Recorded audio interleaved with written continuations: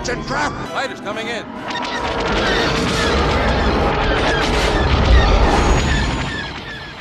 I'm very excited to present my Lego TIE Interceptor. This fits nicely with my Lego TIE Fighter, which you can see in a previous video, and the details really match the style of my previous Imperial Fighter build.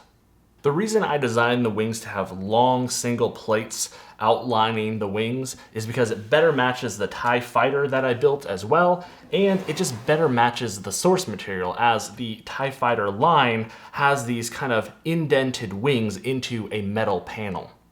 Just like my TIE Fighter cockpit, this one does hold a minifigure inside, and all you have to do is open up the hatch and turn it upside down to get the minifigure out. He has to be seated with his arms down at his side, so that way he can barely squeeze in there, but he does fit, and he fits in quite nicely and shakes around until you close this nice and flush, and there's no moving once you put him in there.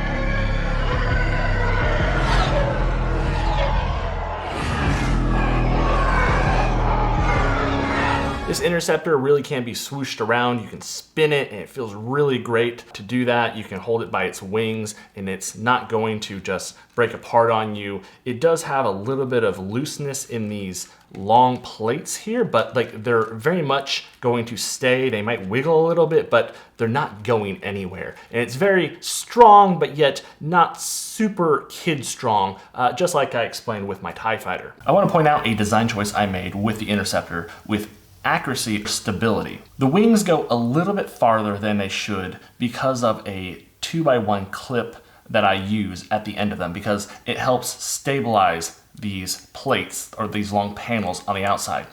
The more accurate way to do this would be with a 1-stud clip, as you can see with this example. However, that would cause this to be a little more unstable. It'll be easier for it to get misaligned. Because if we're being realistic about the accuracy, the cannons of the wings should protrude from the edge of the wing, as you can see up here, whereas it's being a little too covered down at the bottom.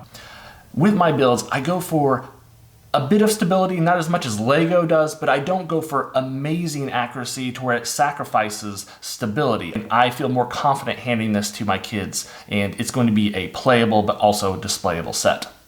The one thing I really love about swooshing this around is it feels much more balanced rather than the TIE Fighter. When you move the TIE Fighter around, you can kind of feel the weight shifting because these wings are so bulky, but it's very accurate to the design of the ship, and I wouldn't change anything about this.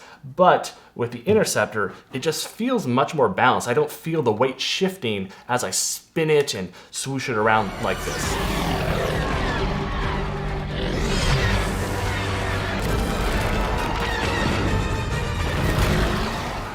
One potential downside of this interceptor design is the fact that it cannot sit upright when you set it down. It's going to lean forward, but that's just how accurately it is portrayed on film, and I wanted to make sure that it looks right and not focus on it sitting by itself. And that's why I have a custom stand for the Interceptor. This stand will work for the TIE Fighter. It is not the same stand I used in my TIE Fighter video. That one's much more economic, it's cheaper, but this one uses a few more pieces and is much more sturdy, and it allows you to put the Interceptor just like this, fit it in there, and that way it sits at a nice angle, kind of like the UCS version. But you are paying a fraction of the cost with this very accurate model. So my Interceptor comes in at 418 pieces, and that's gonna cost you around $50 on Bricklink currently. Not bad for the price piece, not the best, but not bad. And if you were to take out some pieces from a TIE Fighter set, such as the 2001 TIE Fighter, that'll knock off around 30% of the pieces, and it'll bring the cost to around $37. Not the greatest. I wouldn't call this maybe a modification of that TIE Fighter, but there are definitely pieces that will help bring down the cost. And even if you have the TIE Bomber and combine that with the TIE Fighter, you're going to knock out a lot of the pieces that you're going to need for this build. Now, this Interceptor is 7 inches long, and it's a little bit longer than I would have wanted it at the scale that I aim for both of my X-Wing and my TIE Fighter, which are around 1/48 scale. This is coming in at around 1/43 scale. That just happened to be the way how the angles lay in line with the bricks. It's just not possible. If I went any shorter, it'd look too stubby, but this is really looking good where I want it. It looks in line with the TIE Fighter and the X-Wing. I'm very happy with how they look next to each other. It doesn't look like there's that much difference in scale. I'm quite happy that these are looking around the 1/45th scale, which is where I want my small starfighters to fall in line.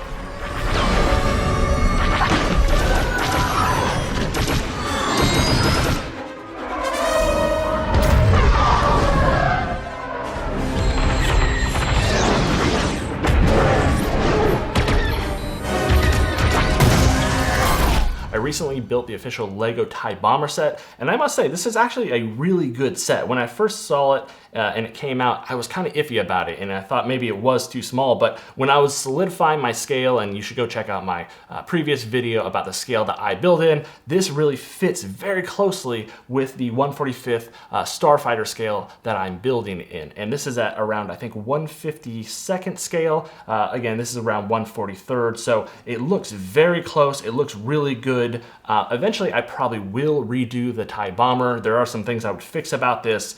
It is not quite exactly where I would want it to be, but it's very close. And I think this whole TIE lineup is looking really good all together, especially with these small cockpit pieces.